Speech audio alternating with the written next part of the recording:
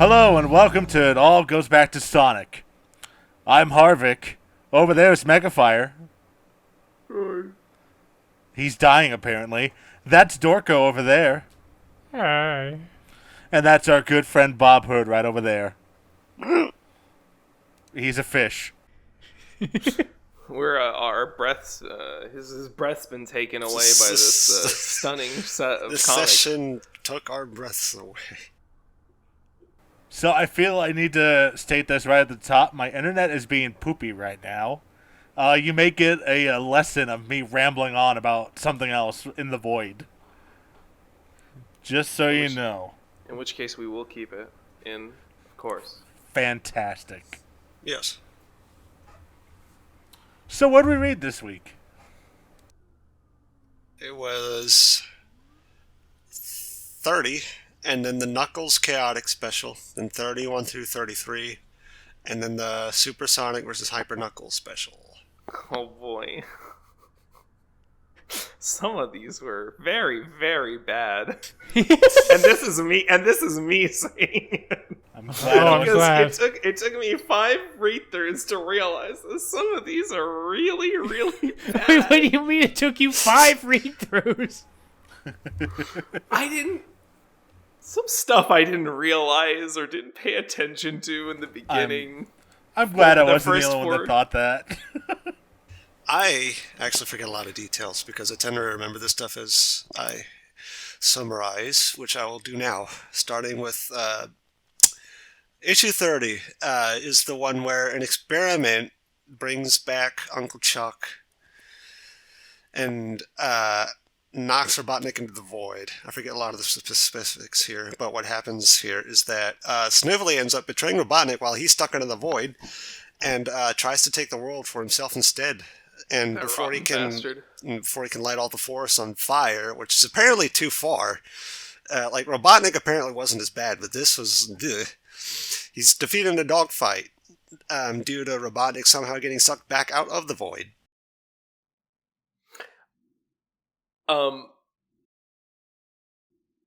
It just reminded me of the that whole thing about Uncle Chuck coming back, and he's just like, we've got to stop Snively, and then he's just like, I brought Robotnik back just to stop Snively, and all I could think about was the line that Eggman has in Sonic X, where he's just like, when you kidnap children, that's going, or when you hurt children, that's going too far.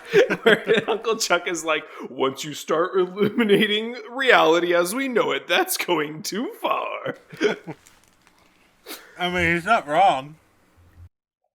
No, he's right. I just want to point out the fact that this chapter, the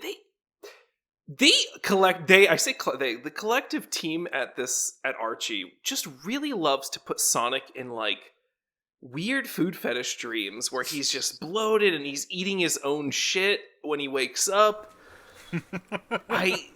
How many times have we had? I feel like there needs to be a counter for this. I started the wrong counter, not the foot counter, but the food fetish dream counter. It's honestly probably high in the foot fetish counter at this point. Oh yeah, his feet are out. I didn't quite count it because he's got socks on, but So particular. listen, we as a society need to have a set codex of rules, otherwise we will crumble. I think it's kind of sweet. Sonic misses him. He loves his chili dogs. That's a very important plot point, is that Uncle Chuck ran a chili dog stand, which will become kind of plot relevant later on. Sounds so stupid, but it's true. There's a good reason for it. It's actually quite a good story bit. And he misses those. He misses the chili dogs that Uncle Chuck would do in, peacetime. Snively comes in with some really good Robotnik names. I just want to I wrote them down. There's Robotnik, a classic. Transdimensional Twerp, when he's stuck in the void, and Roklucknik, because he's calling him a coward. I think it's very funny. That's all I got. I have some things to say about the second story in this. Oh, That's right. Who Keeps Stealing My Chaos Emeralds? Written by, this is actually a new writer, I believe. And I don't remember how often he appears, but it's Paul Castiglia,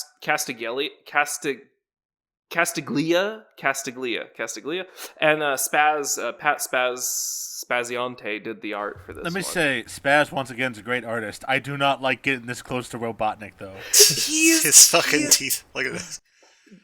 I have some screenshots from this particular comic. I feel like I'm about to go down this his panel. throat. What's the word? Perspective. The way this panel does that specifically. Yeah. This looks a little weird. I love Pat though. No, back. it's not this. I'll link to panel for a little bit later. But yes, every panel, you have to read it. Just go read it. Every panel, it's like I feel like Robotnik's gonna pop out of the the page and eat me, man. Exactly. I think it was funny when I'm like going through the pages and then I see that Robotnik and I'm like, oh, I know who the artist is. Yeah. I know. Why is Spaz he's like, I need to get every angle of Robotnik and I need to make sure his mouth, his whole ass teeth are out every time. The story, because I don't think we covered it, is about Robotnik's getting all of his Chaos Emeralds stolen because there's so many of them. That he needs to send coconuts to protect them on his secret island base.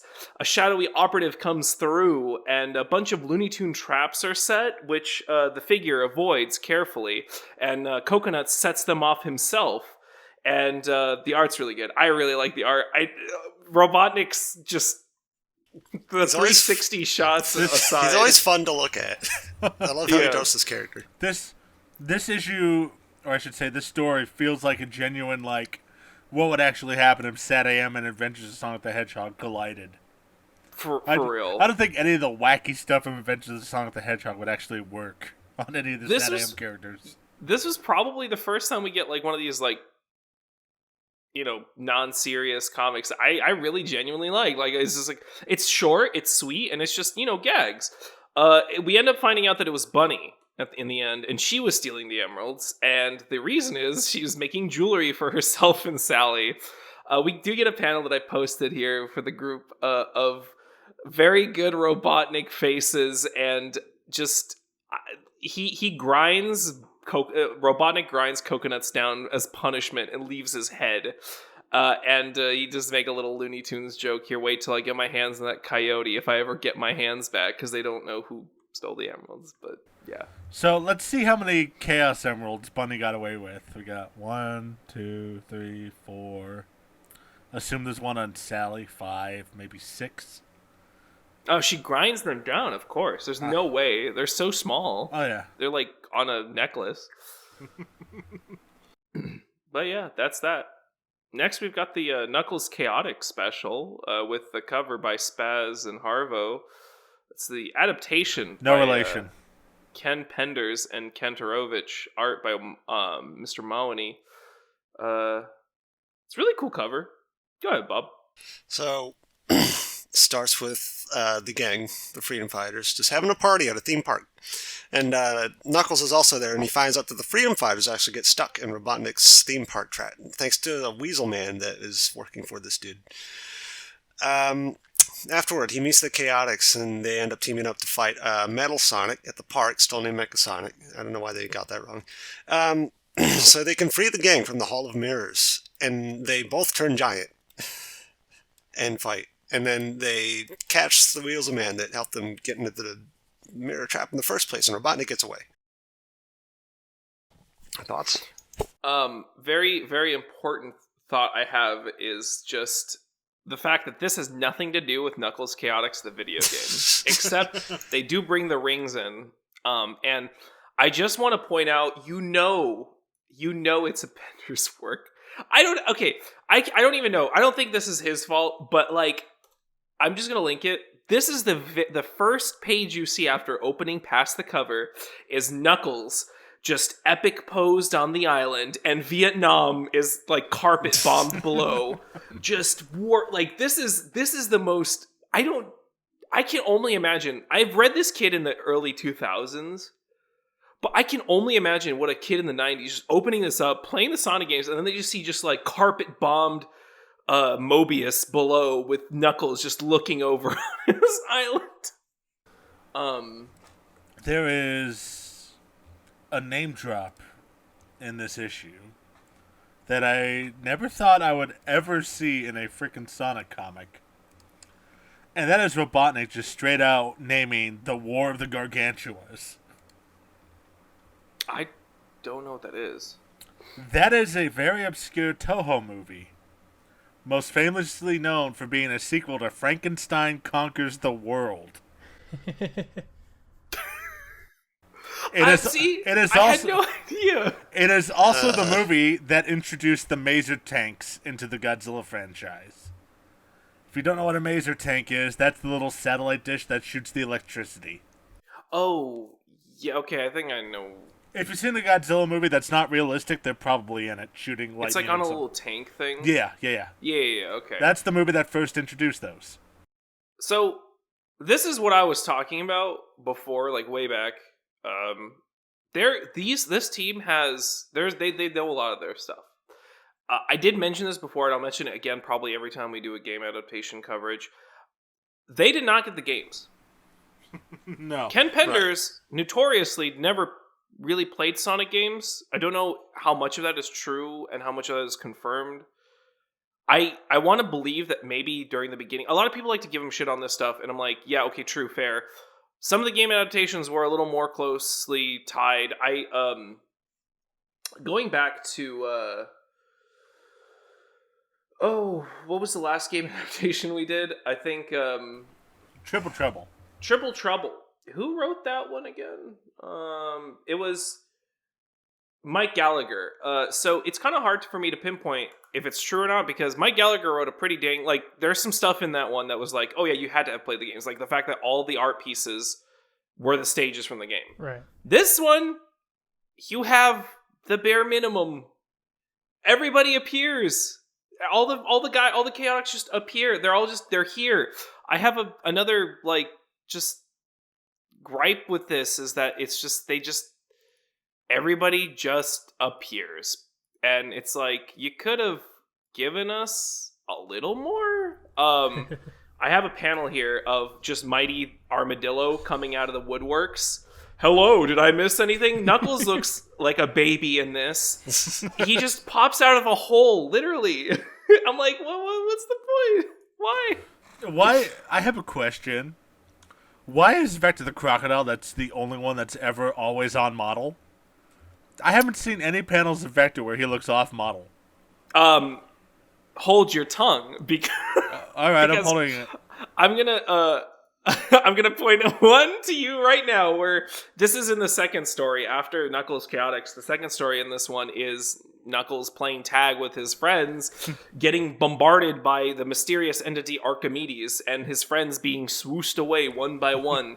There's one where Vector Archimedes. Where his friend Vector falls into a hole in the ground and his arms become baby. I posted in this.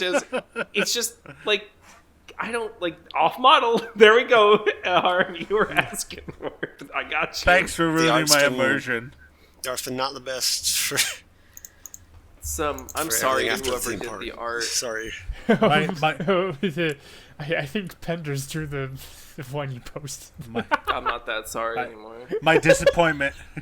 My disappointment is immeasurable, and my day is ruined. Mm-hmm. So, at the end of this story, Archimedes gives him an ultimatum. Knuckles, I mean. It's his friends or the island. What does he want to save?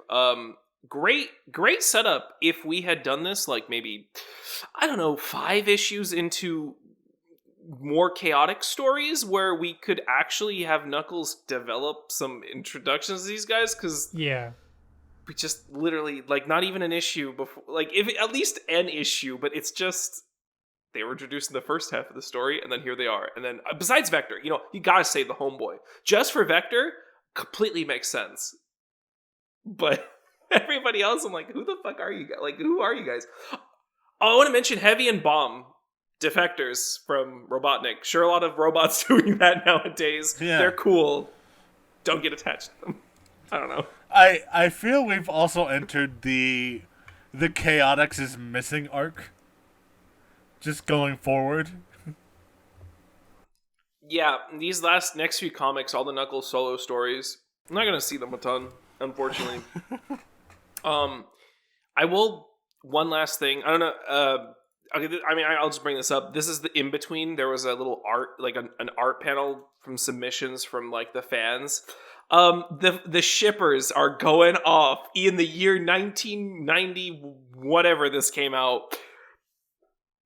The freaking Knuckles X Sally, Jennifer Ryburn, age 12, from Hazel Green, Alabama,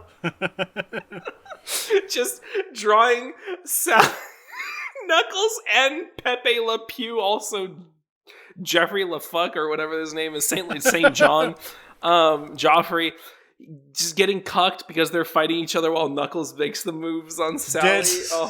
Did Jennifer have some fucking inside knowledge considering what happens later on? Jennifer, you beautiful individual. Your brain is huge. Oh, man. That's all I've got on this one. I don't know if you have anything else. It's really all. I mean, it's not a bad. I was just gonna say I was just really happy to see Mighty, like the introductory panel and everything. I don't even know why I like Mighty so much, but I just love him. Yeah, and he gets some good screen time later on. I was about to say showed up if only for a little while, but good to know he comes back later.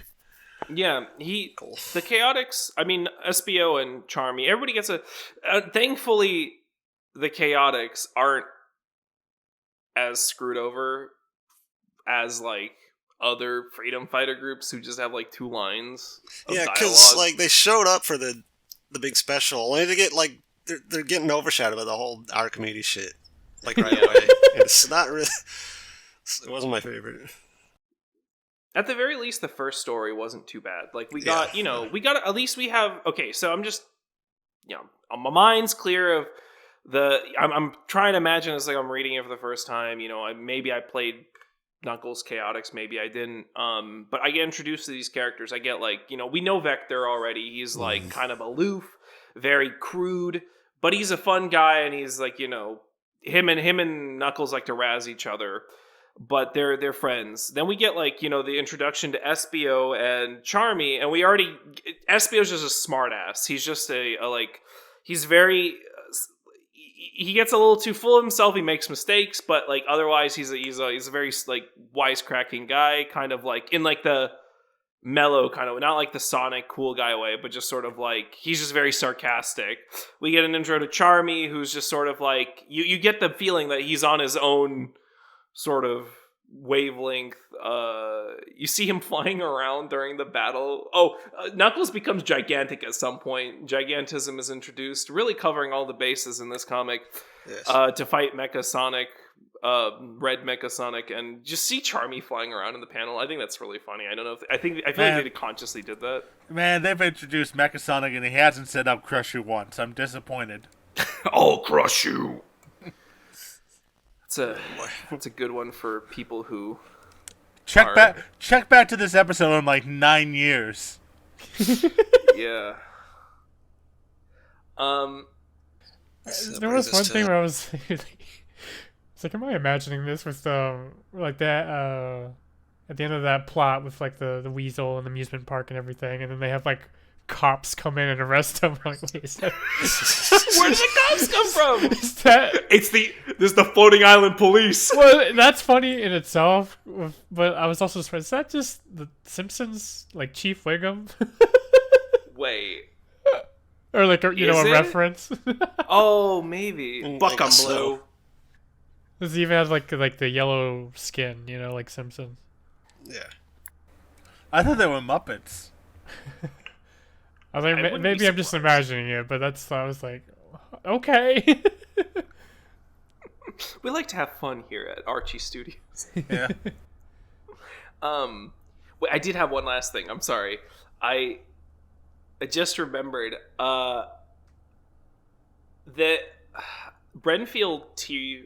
Rat, or whatever his name is, the guy who opened the amusement park that was working with Robotnik, he gave me such strong American Tail vibes. This is gonna hit a very specific audience, but he like everything about him, like this oozy, disgusting, capitalistic, like schmoozer from I don't know, New York or something. Like, I got these vibes from him. And he, like, his design, everything about him just, like, made me think, oh, this is, like, a character straight out of American Tail. I'm the only one on this? I guess I am. It didn't come to mind. Much about that.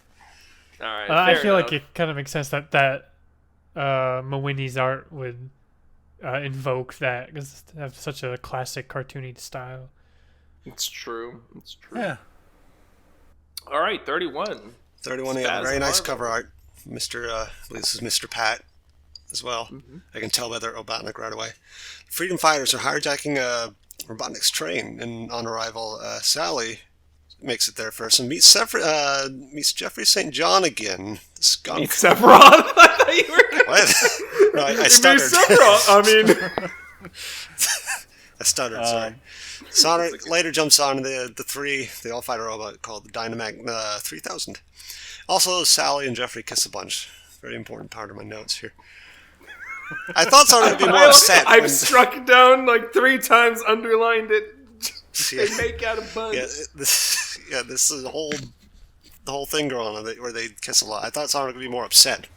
But no, he's just getting a tiny bit jealous. He just does the thinking emoji. Yeah. He's a misogynist. Let's just be clear. Jeffrey St. John, the worst he's been. This is the lowest point. Maybe he gets lower, actually.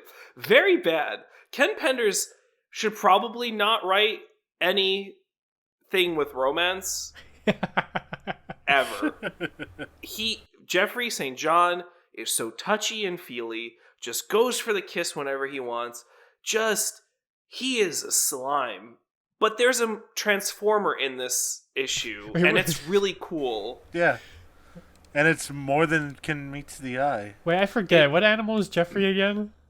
A skunk? He's literally Pepe Le Pew. Yeah, I was gonna say, like, did that have some influence? It's unfortunate. I hope so. He shows up. Hey, Sally, it's me, your boyfriend. I'm gonna show up in the middle of an emission, cover your mouth from behind before you know who I am. It's not a bad idea. He's not even her boyfriend. He's not even her boyfriend. I know, that's the fucked up part. He's just a dude. In fact, if anything, he is her father's part of his secret police or whatever. His SAS. You probably shouldn't be doing this to your employer's daughter. Imagine if the main FBI agent walked up to Mr. President, it's good to see you. It's basically what's going on. That's basically what's going to happen in the future. Now you mentioned there's a transformer in this, and you are correct. To the point where they just dropped the whole entire Transformers catchphrase. They literally say it's transforming, and then also the transformer on the cover and the transformer they use here are 2 different ones, but they're still both cool. Hold on, and there's more on. He's transforming, and if you look at the bottom of that panel, there's more to him than meets the eye. Right. That's a little on the nose, don't you think? Yes. It's a little on the nose. It is on the nose. I will say this. I talked my piece about that fucking romance writing. I thought that the action was kind of cool. The dialogue wasn't great, but like the whole Sally, hijacking some data and then jumping on the train, and the whole fight with, they get their ass handed to them. And the only reason they win is because Jeffrey St. John's boys appear with an anti-tank rifle and literally blow the robot up into pieces. It just shatters. And she and Joffrey kiss. I don't understand. She was grossed out all of a sudden, but then she just lets it happen. And let me just say, another win for Anton. I was going to mention that. I'm going to... I failed to see what she sees in that common air. Her taste in the men, it leaves a lot to be desired. Yes, very true, King. You're so right. Very true, King. Another one for the refrigerator. Hang that up. After reading this issue, I had an old YouTube poop thing pop in my head, and reading this, the train stops, they beat the robot. I just had a mental image of Robotnik sitting at the station going, the train is late. Oh man. Yeah. So that's that story. We get one more story called Lost and Found. Actually, we get two more stories, but we get Lost and Found. It's not good because all it is Knuckles is just talking to himself. It really is. But we do have a really good, the very first panel, he just walks around and talks. He's like, all my friends are probably dead. The end. I mean, it's really nothing to write home It's going to be a lot of, like, I think this session had a lot of, like, nothing bits with Knuckles and Archimedes, and I wish they would just, like, put it all in one or something, just wait a while before they keep building it up. Very unfortunate. You get all of his friends' faces in the sky, and not in, like, the cool, not in the cool way, like, you're gonna carry that weight type of deal, but, like, they don't, especially Espio and Mighty, they don't look like they want to be there. In fact, I think Mighty's dissociating. Mighty's spacing out. Espio is really upset. Yeah, I've noticed they do this multiple times with just drawing floating heads. It's like every time, it's like, this doesn't look good. At least make them transparent. Can I mention that Knuckles looks like he's getting ready to fight the air in that first panel? You can mention that because he does look like that. He looks not greatly drawn in a lot of it. That is just a common trend that's going to happen. Let me see who did the pencils. Oh, Ken Penders. Yep. Yeah. I'm starting to get a feel for his art style. I just want to highlight, like it kind of ties in with the fact that they start doing all these short Knuckles stories. Like, this one's just 2 pages. And then, like, I look back on the cover, it's like, Knuckles solo story inside. I was thinking about, like, he's literally alone. He is solo. If anyone is like, oh, a Knuckles story, I'll buy this comic, and that's what they get. I would get more content out of Knuckles taking a shit, Knuckles is sitting on the toilet reading the Sunday paper, talking to himself. It's the same shit. He's literally like, he's doomer pilled in this whole, like, it's 2 pages, but look how much we can talk about. He's just doomer pilled, though. It's all he is. The Guardian of the Master Emerald. That's what I do. This is the greatest challenge I've ever faced. It's not coming out. I must be harder. Please. I hope Archimedes isn't watching. It pans to a camera. His Batman. The camera talking about me. You don't understand, Knuckles. Archimedes. Knuckles, you don't understand. You must increase your fiber.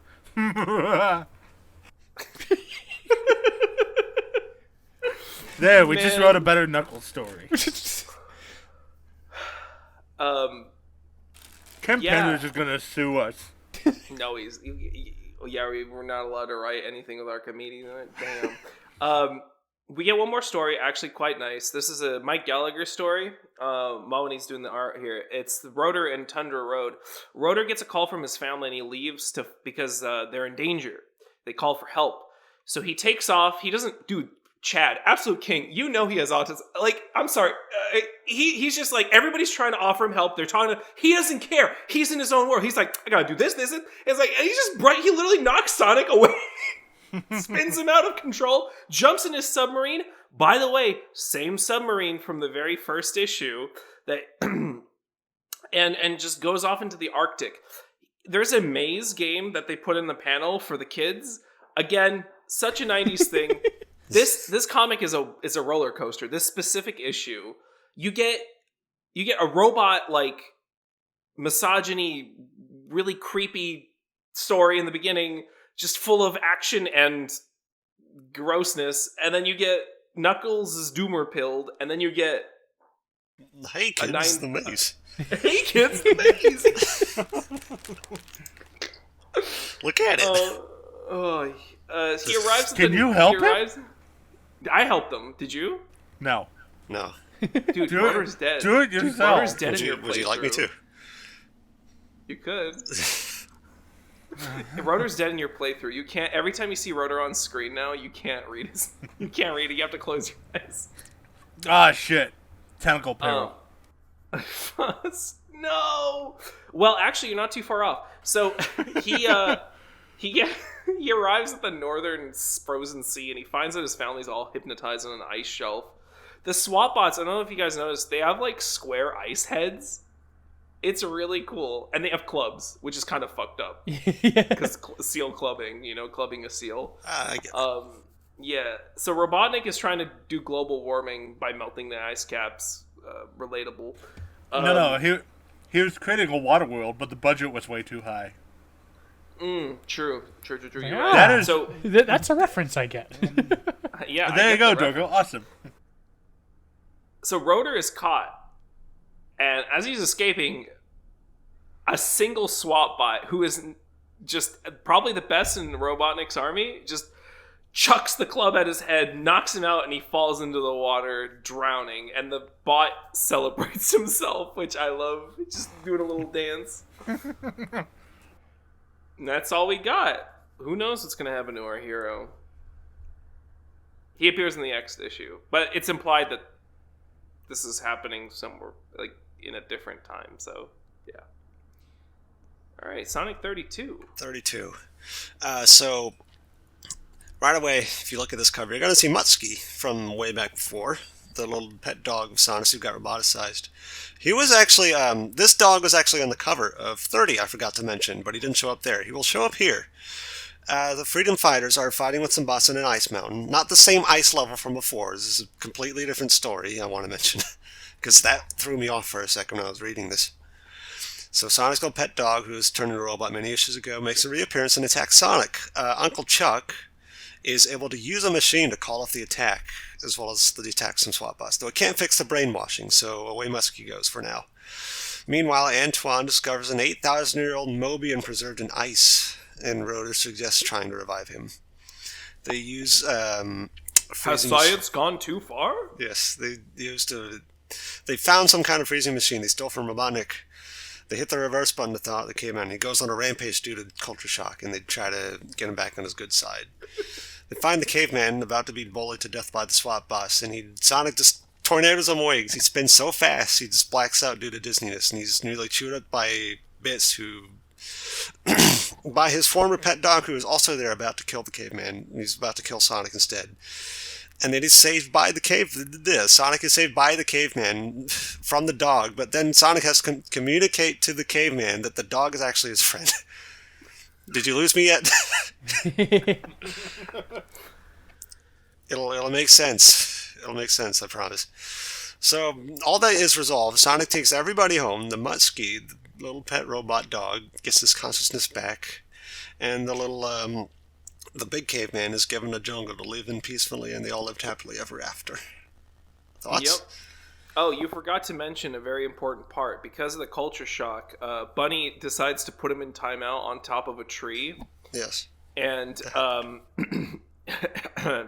to communicate with their friends, she draws him an MS Paint drawing, which is super pixelized or pixelated, and yeah, it's just her holding hands with the Caveman and Sonic to indicate friendship, and it gives him war flashbacks because he realized that he doesn't have his wife and child.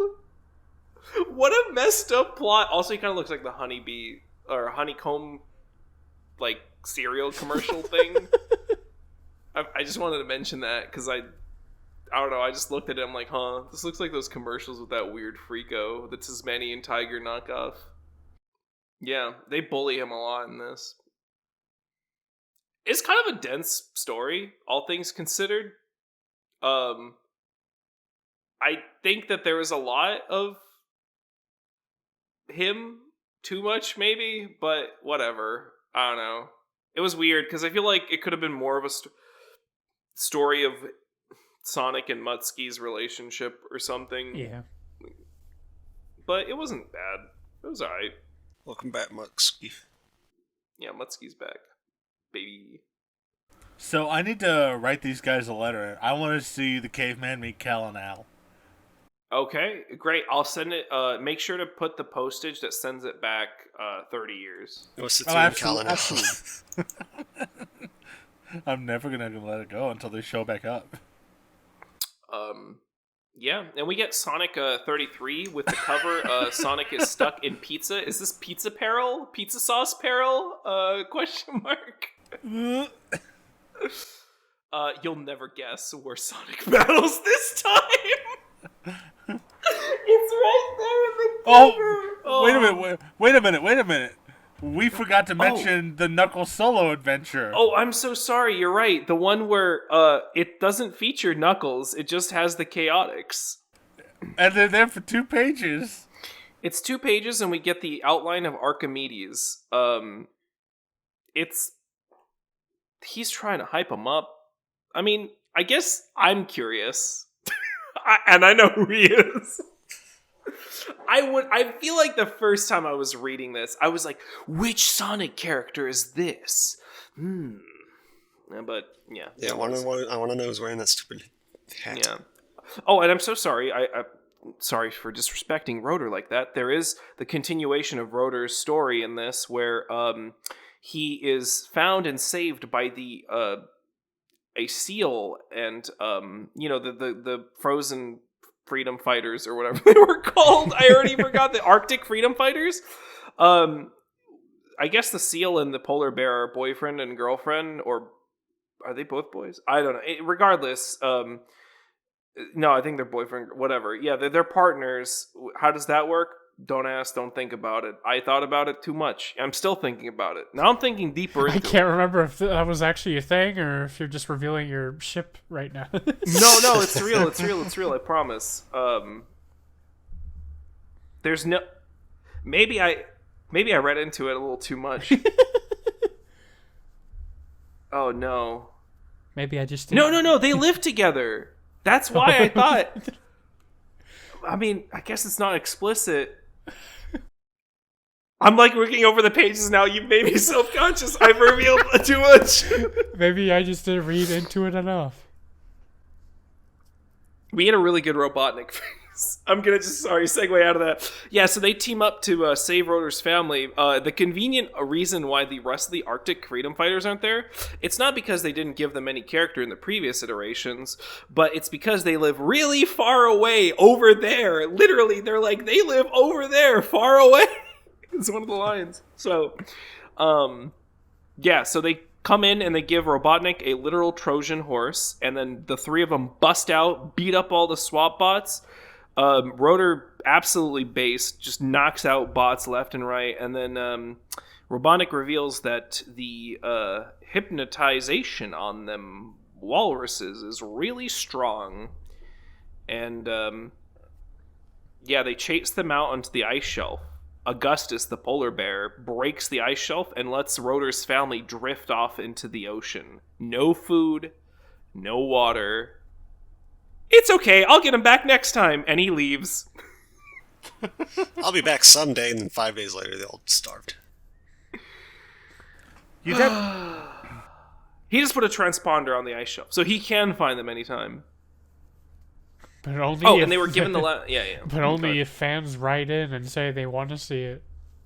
Oh my god, what torture. You hold Rotor's family in your hands, fans. How dare they? Alright. That's 33. 33, yep. Yeah. Actually, I'll be real. I'm excited. Before you go in, I'm just going to say, I love the back half story a lot. Go ahead. Alright, so 33. All the freedom fighters, except Sonic... I need a drink of water. 1 sec. Blah, blah. Oh, goodness. All the freedom fighters except Sonic. They're all sick. That water's going to be Sonic in a little bit. That's true. They ordered takeout from a new chain that showed up, but the whole time was actually Robotnik's poisoned French fries. Sonic turns tiny to fight the French virus. He teams up with Rotor's own immune system. What do they call it? The antibody. The little antibodies. They look like the characters, but like they're their own aunts. Does that make sense? So they're all That's like what old it is. ladies. Because that's what it is. Middle-aged But it doesn't teams make up with sense. That's debatable. No, dude, this is an episode of Magic School Bus. Nah, I mean, I was thinking like this is just a classic American cartoon plot. Like, This is the episode where they shrink down and go into someone's body. I should mention also, not to interrupt you, but this was written by Mike Gallagher, in case it wasn't obvious, and Dave Manick is back doing the art on this, which fitting for the type of content this is. I miss the way he draws Sally. I really like it. Sonic teams up with Rotor's antibody to beat up the virus with his own 2 hands inside of Rotor. And then, with their victory, Rotor's antibody makes a call with her cell phone, get it, to send help to the others so they can all be cured. The end. Also, the virus is French. Yes. Oh, They like it's to like use French. It's because it's the his French name fire. was like the Paris site. The Paris site. That's so good. These are really funny, but they're not. But they are. You know. Those are puns. Remember when nutshell. you were just talking about like food fetish shit? This isn't quite it, but it's another No, episode of Robotnik. it's Vor. Oh yeah, you're right. Yeah, Vor. The cover photo. Dude, just look at the cover. Please, I beseech you guys. Just look at I'm not going to link it because I will not have this on my computer. But he's literally in an immune system getting attacked by pizza sauce. I don't know what that is. I think it's supposed to be like red blood cells. It's really gross. And it's, what drives me out of my mind is the fact that it's such a high quality like cover. A lot of these covers just don't fit the stories. Pat, you could do better. It's like technically okay. Well, I mean that cover is just weird, but in general, like the covers are great. But it's like the the contrast between these like really cool covers and then like sometimes like very cartoony stories inside. It's just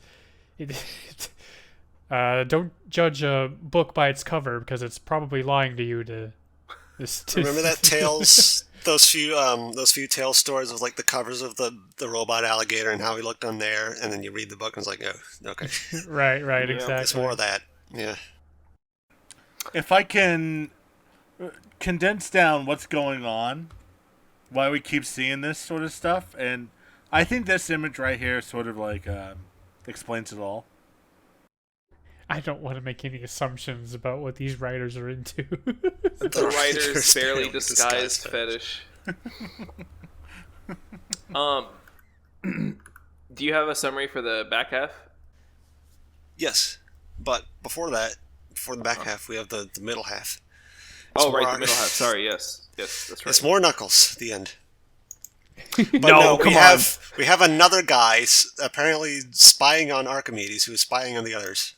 If I understand that correctly, right? Yo, we really out here now. Yes, that's exactly what it is. It's literally a dude in a hood with just, you see his eyes. It's just he's on a big old Batman computer spying on Archimedes, who is also on a Batman computer spying on Knuckles in the group. It's so stupid. Knuckles is doing the Mega Man walk. It's so good. It's so good. I'm sorry. Okay, like I want to know what's happening.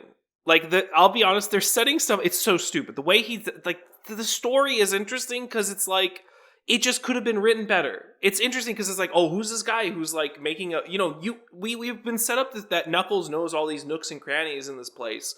He knows the little secret zoot shoots and all that stuff, and he's the Guardian.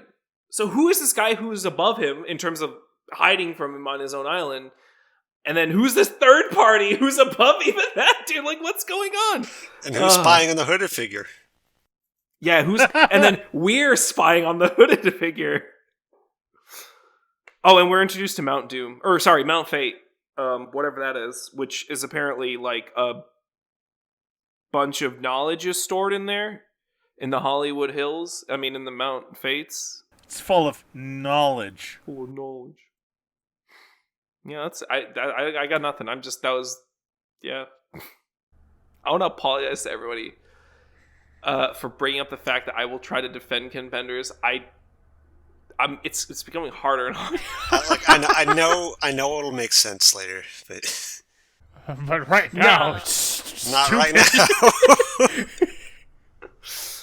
Okay, so the next story, Sonic Shot. Right, this is the one where Sonic and the boys are just playing a good old game of hockey. Then suddenly Snively shows up, not looking for trouble. He's off duty. He's just inviting Sonic and his friends to a friendly game of hockey. Just wants to chill out for once. Robotnik oversees this, thinking, "Oh, it's part of our new diabolical plan," but that's not really it at all. And threatens to roboticize the freedom fighters if they lose their next game of hockey. And Snively decides to not play along with that and doesn't help the SWAT bots win. Instead, the SWAT bots lose the hockey game. And they have a little handshake at the end. Yep.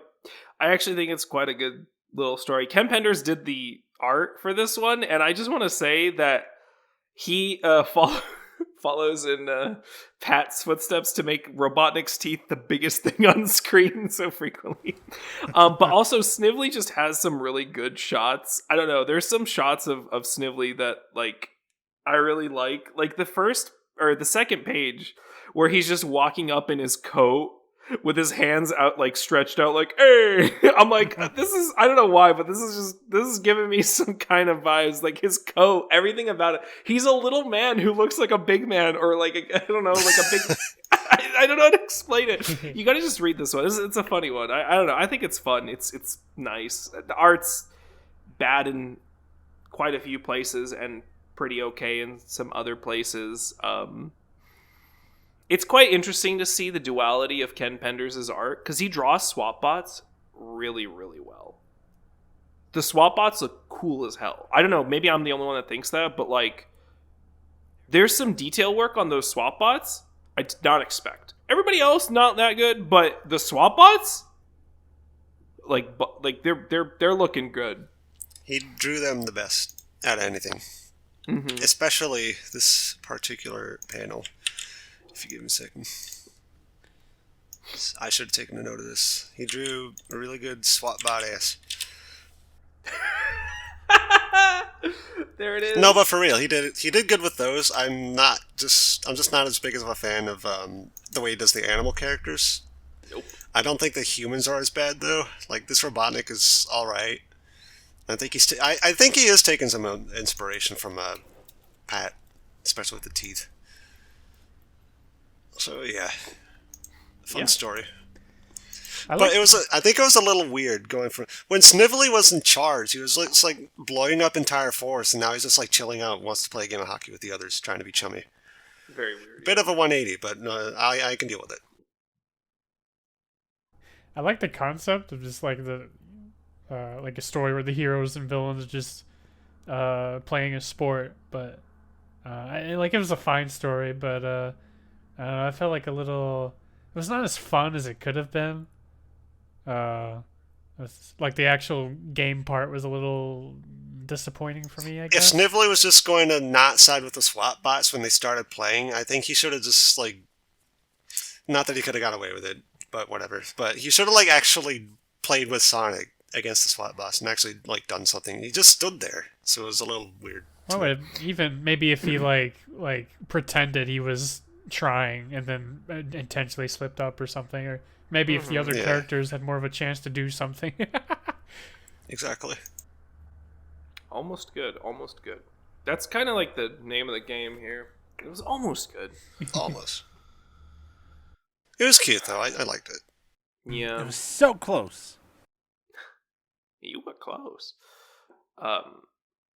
Next, the big topper, or the finisher on our series of comics for this episode, Super Sonic versus Hyper Knuckles. I just want to mention how funny it was when we were just having a conversation between friends, and like some of us here, the comic readers, being like, "No, when Knuckles gets the Chaos Emeralds, it's Hyper Knuckles." Don't you remember? I had to go fact check, like. The comic is rotting our brains. Dude, listen, okay, but he did have a super form in the games. Yeah, he did. Wasn't it called Hyper Knuckles? Like on the box art or like the manual? Oh, God. I know it was called Hyper Knuckles in the game. I don't remember that detail. All I remember is that Super Knuckles is with the Chaos All right. Emeralds, and Hyper Knuckles is with the Super Emeralds. All right, I'm looking it up. Go ahead, Bob. Anyways, my summary here is very brief, apparently, but it's Knuckles. Knuckles is like Mega Man walking, like before. On his way to Robotnik, probably to throw hands. The Freedom Fighters oversee this with their whatever surveillance camera, and they decide to talk it out with them to see what's up. Sonic is an asshole and just wants to throw hands with Knuckles instead. So Sonic, Knuckles, and Sally end up meeting together. They try to make a plan. Sonic and Knuckles end up journeying alone through a zone, I forget the name, a special zone full of rings and Chaos Emeralds. And when they end up they both achieve their super and hyper forms, respectively. But they get distracted and just like throw hands with each other instead. As you do. As you do. And I didn't make a note of this, but this is the one with the funny joke where where Dr. Robotnik is very angry that he only gets like one panel throughout this entire special. I want to also, just while we're still on the beginning here, the cover and the next page after that, which has like the credits for the comic, that second page looks so sick. I want you guys to go look at it. Something about it just really evokes like 90s Sonic like animations. Really, really outdid himself. Like I could see this as like part of like a animated opening, like in like a MV like type opening, like for Sonic CD or something. Very, very good art. Very, very good art. I don't know, something about it stands out. Like of all the art that we've seen, I'm pretty sure it was Pat that did this art, but it just stands out. Very. I was really impressed with it. That's pretty good. I like it. Yeah.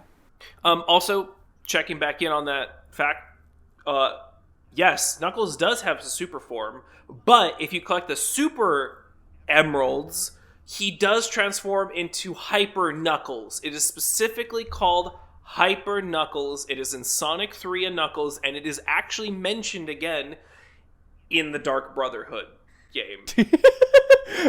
I'm just saying. He's there. It's there. The Super Emerald. I don't know what the hell the Super Emeralds are, but we got him. He just skips straight to Hyper. He's that guy. Yeah. He has both forms. So, right, eat my ass, Mr. President. Yeah, take that, Joe Biden. Our friend Prez. Okay, yes. I mean, Joe technically Biden and he was still completely right, but okay. No, he was wrong. Okay, I'll let you believe that. Shut up. How dare you? Good delay. I like that. Comedy gold right there. I didn't expect it. I thought you were gonna let me have this one. No. It's really cool. I mean, like I like this comic. It is just literally one of them things that people, like the hero and the anti-hero fight for the sake of fight. But I don't know. I like the shonen shit. Come on. I mean, I get it. I feel like the way they set it up is stupid, but I mean, whatever. Oh, absolutely. It was silly, but I think they had fun with it, and that's fine, I guess. As mentioned earlier, apparently Sally and Knuckles know each other, so that's a thing. Oh, yeah. They retroactively, like, go back, kind of like, oh, I was pretending. I didn't know him. But how that's probably the right move, because it raises so many questions, and it's like, how does that make any sense? Are they both pretending they don't know each other then? Yeah, sure. Because Knuckles recognizes Sally too. Yeah, well, Knuckles, yeah. Of course he was pretending. Or he didn't. No.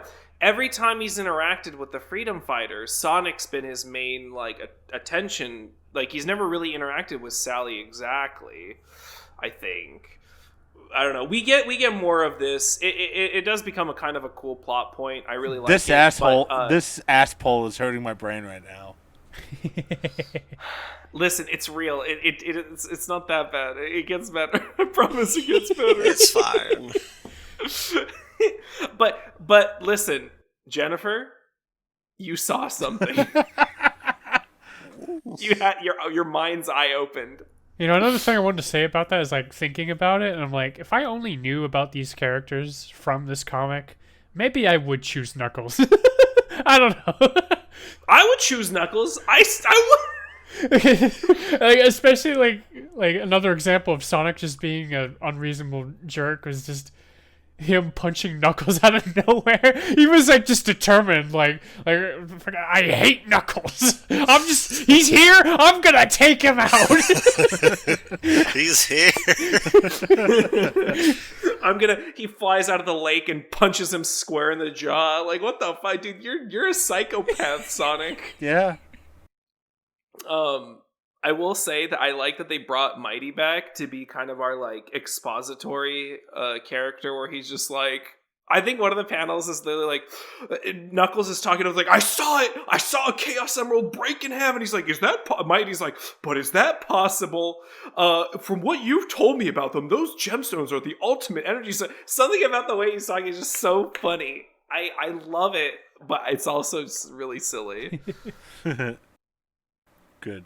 Also, they introduced the Book of Myths, which pops out of a tree. The Book of Secrets. It's the Book of Secrets, which apparently tells us about the Ring of Lakes, and something that is in one of the cartoons, if I recall. Right? Oh no, yeah, that was. I'm pretty sure that was a thing in Sonic Sat AM where, like there was like the lake, and then the ring pops out of it, and Sonic uses it to like spin dash or something. Yeah, we get this continuing.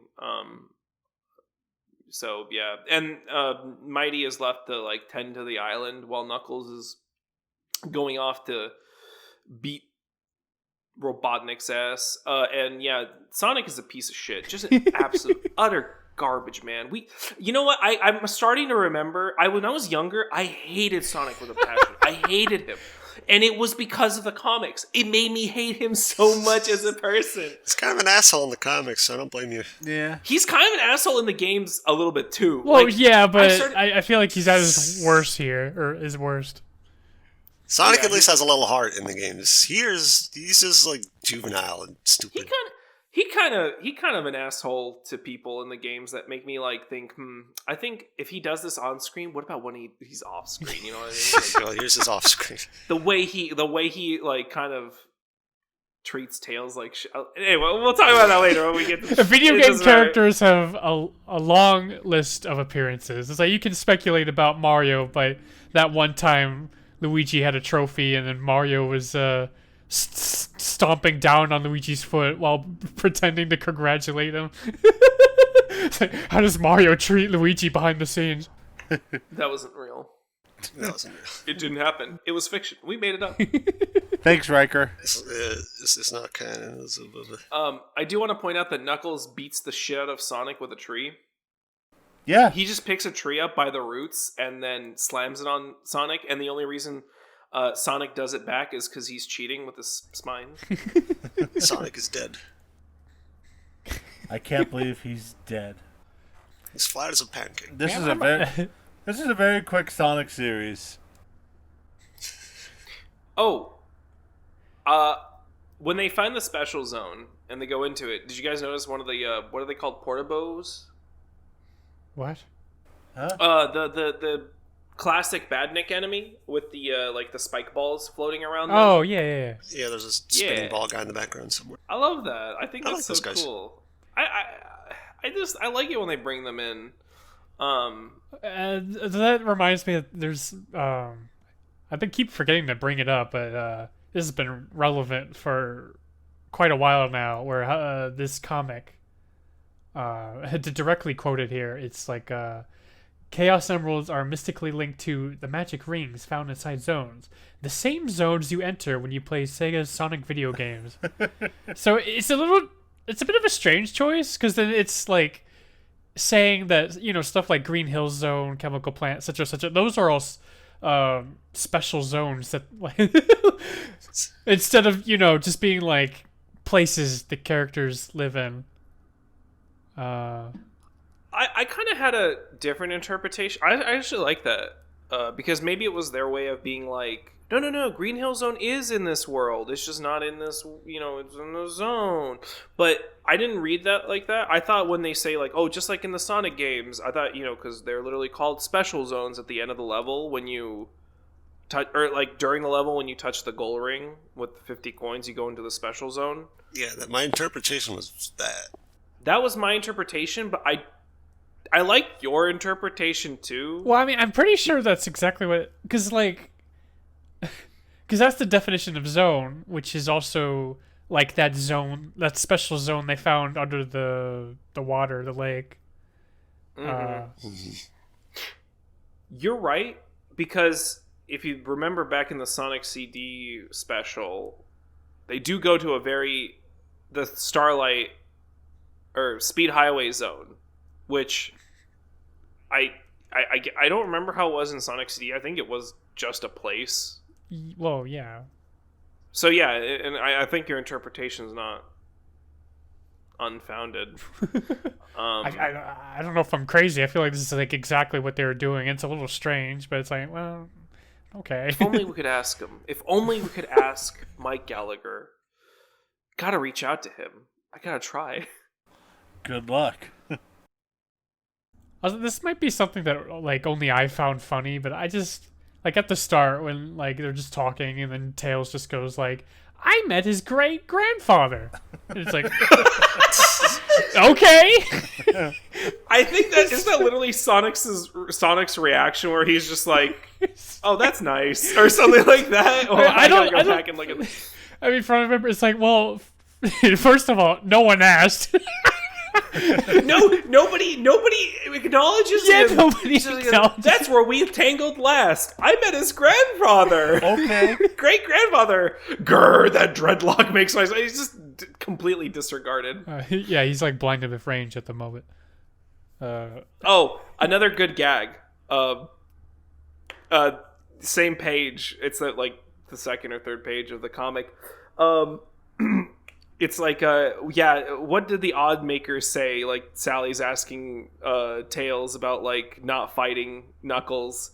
What do you think the odds are that Sonic's not going to fight Knuckles? And Tails just says, 4-1, they're in a fight by page 6. And if you go in and follow the comic, that first time the first sucker punch that gets thrown is on page 6.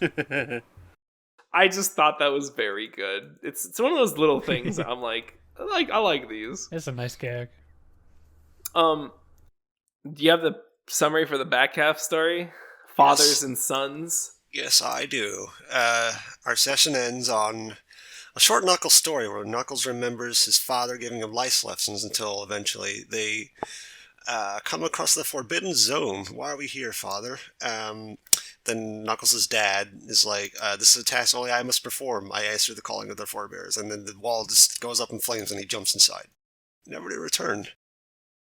Son, I'm going to kill myself. The gods are calling. See ya. Bye. I must return to my people. By the way, Knuckles' dad is just Knuckles with a really weird flesh goatee. You know, we've had it all in anime. We've had flesh teeth. We've had flesh hair. Now we get flesh goatees, baby. Oh, yeah. Also, they do that floating head thing at the end. You know that one cover that looked funny? Right. The Chaotix there, they do it again.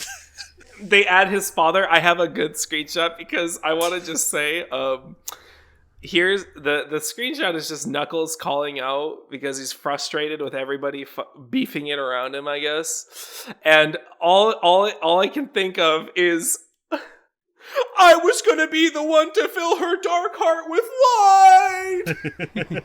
light. If you know that one, old YouTube classic, the Kingdom Hearts RPers. But that's from Devil May Cry. Oh, wait, yeah. Hey, you don't even know the classic. No, wait, hold on. There was... No, wait, they used that in... Wait, no. That was totally in that YouTube video, wasn't it? I don't know. I mean, it was probably using some shitpost video, but yeah, that's a Devil May Cry thing. You're right, it is a Devil May Cry thing. You see where my brain's at is like, I think first to the shitty live action YouTube. You might have gotten some wires crossed. I don't know. I don't remember. Mayhaps. You want to watch some read some Kingdom Hearts comics, huh? That's right. No. Well, I did read the manga. It's not bad. It's all right. That's what we're doing next after this, No. apparently. Yeah, it's the Kingdom Hearts comic. It's the Kingdom Hearts manga. Let's go. No, not Kingdom Hearts. Yes, Kingdom Hearts. I can- They don't even make his dad's head transparent. What does it take? Do you guys know how to do the George Carlin thing? It's not like this. I don't even... Give me the George Carlin moon, but it's Knuckles' dad. What? I don't even... What is the George Carlin movie? Wait, you guys don't know the George Carlin moon? You know the mod for Left 4 Dead? That's such a strange thing to bring up. Every time I see a head in the sky, I think of the George Carlin moon first. Listen, I'm a broken man. I can acknowledge that. Just let me have my George Carlin moon that doesn't exist. I think that should be like the YouTube thumbnail whenever these go up. Can you put Knuckles' head on a moon? What are you guys? Just that should be the thumbnail. Somewhere up there, he's looking down on us. And screaming up at us. Right. Knuckles is. Okay, I think that's. That was Anybody have everything, I any? believe. Yeah. Anybody have any closing thoughts? No. I mean, in terms of writing, it was kind of floppy at points. I had fun as usual, but yeah. I could feel just, like I've been- I could just repeat yeah. my sentiment that I'm just scared of the Knuckles Ken Pender stuff, but I'm excited. I'm excited because I'm gonna hear your guys' feelings, and I want to hear them as we go through it. It's just like we always have these conversations. I'm always like, they're not that bad. But as I'm reading it and I'm hearing you guys talk or say your thoughts, I'm like, you know what? They're right. I'm the poo poo head. No, I'm just like, what's with him and Knuckles, this dude? Because he feels like he has to build up this thing with Archimedes like every issue, just for 2 pages. I don't know. And nothing even happens. I believe part of it was just that, when you're writing a Sonic comic and then there's guidelines and restrictions from Sega and Sonic Team and whatnot, but then they had more free reign with Knuckles. Oh. I remember reading that at least.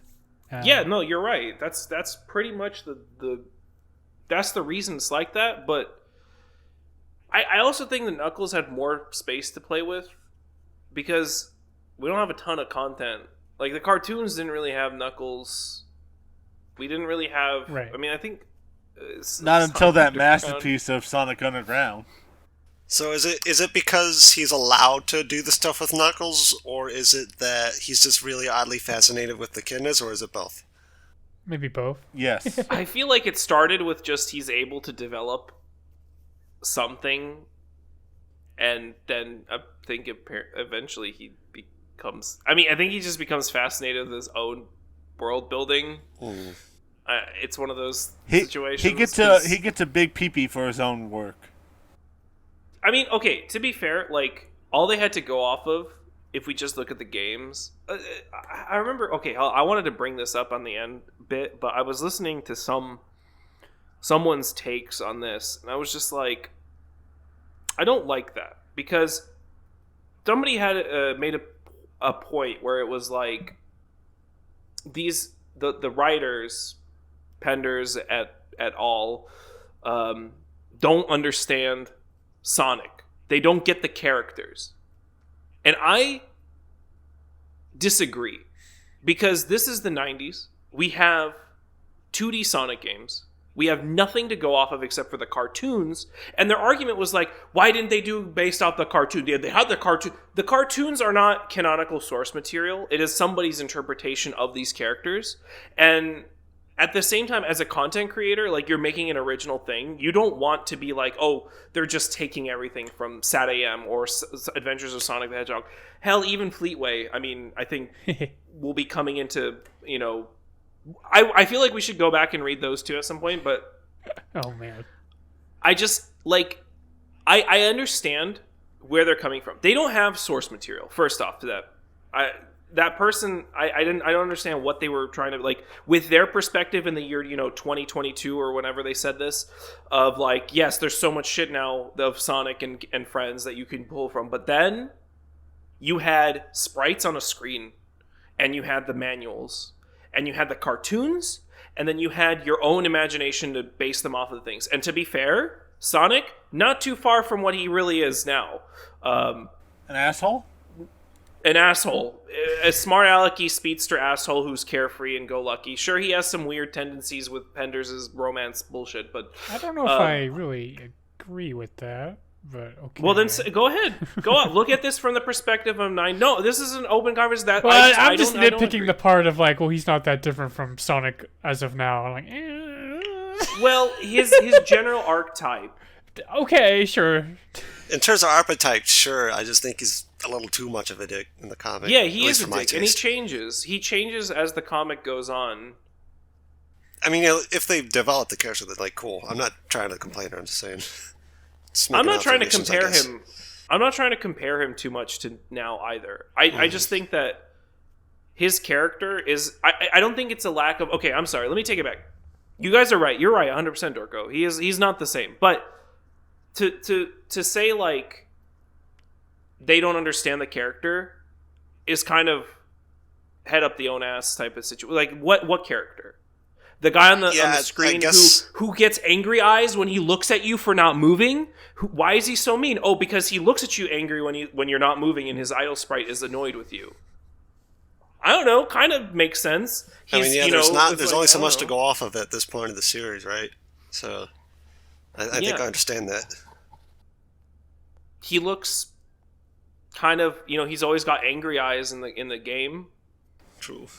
He's your American badass archetype. They always give him like the curvy angry eyes. So that's just one thing I wanted to bring up. Is I saw that, I'm like, and I think that kind of ties to your question about why does Ken Penders have this attachment to the, because he did this. He made Knuckles. Okay, like at that time there was no Knuckles. There was the guy who was happy that he bullied Sonic when he stopped him because he thought Sonic was trying to invade his island. There was no Knuckles. There was only Red Sonic. There was only Red Sonic. Yeah, I mean, for real. Like, I was half joking, but like, actually, I guess that's true. Yeah, I mean, like, I'm not saying that like it's the perfect rendition of the characters. I'm not saying that this is my preferred rendition of the characters. I'm just saying, like, if you're going into this comic today, have that understanding that these are people who didn't have access to the games when they were trying to adapt them. They had the cartoons in some cases to go off of, and they did borrow a lot from them. But they also tried to do their own thing. Because as a creator, don't you want to rather try something and fail than just stealing somebody else's work? I get you. I just I'm not... This isn't a defense or a, going against it. I'm just saying, like, this is a neutral fact that this is the situation in that time. Right. Yes. That makes sense. I'm just like thinking about it too, where it's like, even if they wanted to like watch their take notes based on the cartoon, like doing that back then, it's like you'd have to like catch it on TV or record it, and if they ever release the series, like buy it yourself. Like if you're not getting any like script sent to you or anything, that does make it a more difficult compared to today, where today you can just Google stuff or yeah, like just look at it in the perspective of that's all I ask is like just. I'm not saying your feelings are invalidated for thinking, I don't like the Sonic. Fair enough. I don't like the Sonic. I like that I don't like this Sonic. So for me, it's a little bit different. Like, I kind of like the fact that he's not likable. See, I've yet to see him grow, so I'm only saying so much here. Yeah, I mean, he's kind of an unpleasant character. I've yet to see how, like, I don't know how they're building this character yet. I'm just thinking out loud here. I don't know. Yeah, Blech. He's kind of your Tom and Jerry-ish. Kind of like you. He doesn't get what's coming to him sometimes when he's mean. Yes. I mean, that's a fault of the writing. Again, I don't like this Sonic that much, but whatever. It's there's moments. Yeah, it's like there's moments, but ultimately, I'm not a fan. Mm-hmm. But yeah, I just want to bring that up, and then I'm gonna refrain from saying anything else about like how things change the way I like them. But yeah, that's something for another time. There's some good stuff. Something for another time. Is that I believe that wraps up our session. Yeah. Hyper Knuckles. That was the end. No, I'm hyped. I'm not hyped. But yeah, next episode, I believe we're going. I'm pretty sure we're starting the Knuckles miniseries. Oh no. Or not miniseries, but side series. Again, thank you to Ken Penders, or not thank you to Ken Penders. Thanks, Ken Penders, Bobby, for her very good reading order tracker. Very, very helpful going through these issues. We couldn't do it without you. It's true. It would be very difficult to put this together without you. Thanks to all the people that worked on the comics, because we wouldn't have content to talk about without you.